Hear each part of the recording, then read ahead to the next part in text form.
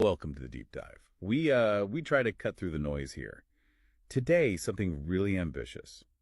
The Shikata Shakti Advancement Protocol. It's billed as this system for, well, deep personal transformation, but also maybe even planetary change. It's fascinating stuff. It Yeah. really is. It blends, ancient spiritual thoughts, some esoteric traditions, and even modern science. So our mission today for you is basically to unpack what this thing actually is, its core ideas, Yeah. how it supposedly works in practice. And what's really insightful, I think, is how it doesn't just grab ideas randomly. It weaves them together. They call it a bricolage of wisdom, which is a nice way to put it. You've got classical Hinduism, Tantra, Right.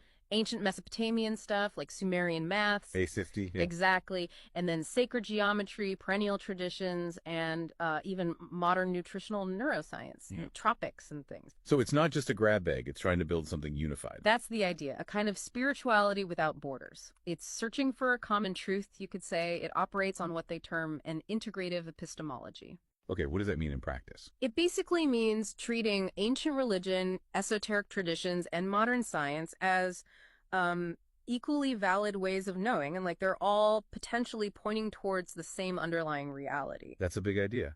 Let's get into the core concepts then. Started with Shakti. It's defined here as active manifestation capability, divine creative power. That sounds pretty aligned with the traditional Hindu meaning, right? Yes, very much so. It's that upward energy, the dynamic creative force. Okay, but then there's this term Shakata. Now this is where I found it got really interesting, because in Vedic astrology, Shakata often means wheel or cart, and it's linked to, well, instability, Sakata dosha. Exactly. And the protocol does something quite clever here. It reframes it. Instead of just instability, Shikata represents receptive wisdom. Receptive wisdom, how so? It's framed as the spiritual challenge, the skill, really, of staying open and receptive to cosmic intelligence, even when life feels unstable or chaotic, like learning to stay centered on that turning wheel. Okay. Finding stability within the movement. Precisely. And they talk about a defense mechanism concept as key to stabilizing this wheel, turning those karmic bumps in the road into spiritual power, essentially. Makes sense. And that leads to the overarching philosophy, Trikona Shakti.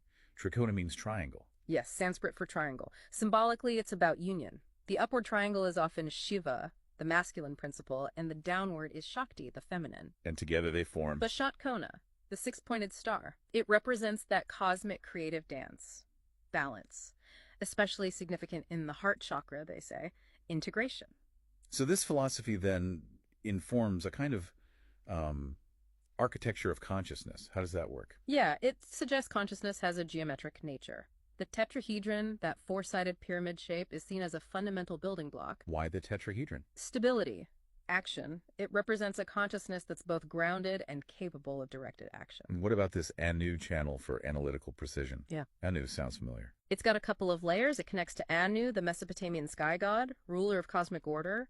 His sacred number was 60, linking back to that base 60 math. Okay. But Anu in Sanskrit also means subtle or atomic.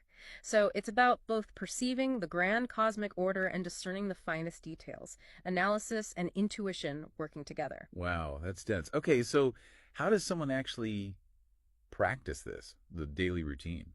It's quite structured. It emphasizes the sacred hour, usually 4:00 to 6:00 a.m. This lines up with Brahma Muhurta in Vedic tradition. Right, considered a very potent time for practice. Yeah, the idea is cosmic energy is high, the mind is quieter, ideal conditions. And the breathing. Yeah. Harmonic resonance breathing, inhale 6, hold 6, exhale 6. Why 6? The Sumerian connection again? It seems likely. 6 is a key factor in the base 60 system that ordered time and geometry for the Sumerians, so the breathing rhythm aims to tune you into that potentially deeper cosmic frequency, aligning your internal rhythm. And then there's meditation. Geometric meditation.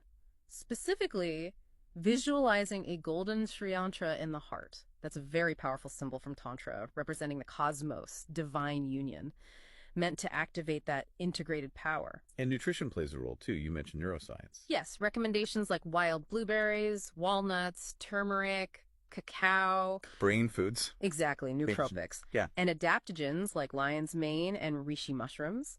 The science does support their benefits for brain function, stress resilience, basically prepping the body and mind for this kind of higher consciousness work. So pulling it all together, Hmm. what's the ultimate goal here? Beyond just personal development, what's the big picture? The grand vision is stated as species-wide evolution from unconscious cosmic participation to conscious cosmic collaboration.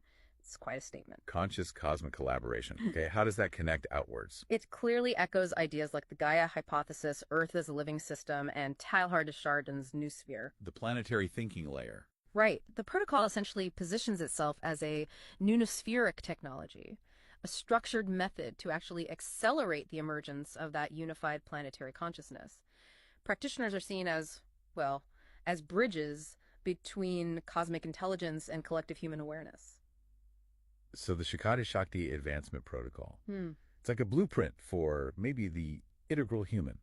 Someone who's trained and integrated all these dimensions, physical, mental, energetic, spiritual. And then directs that unified power outwards towards collective benefit, towards conscious evolution.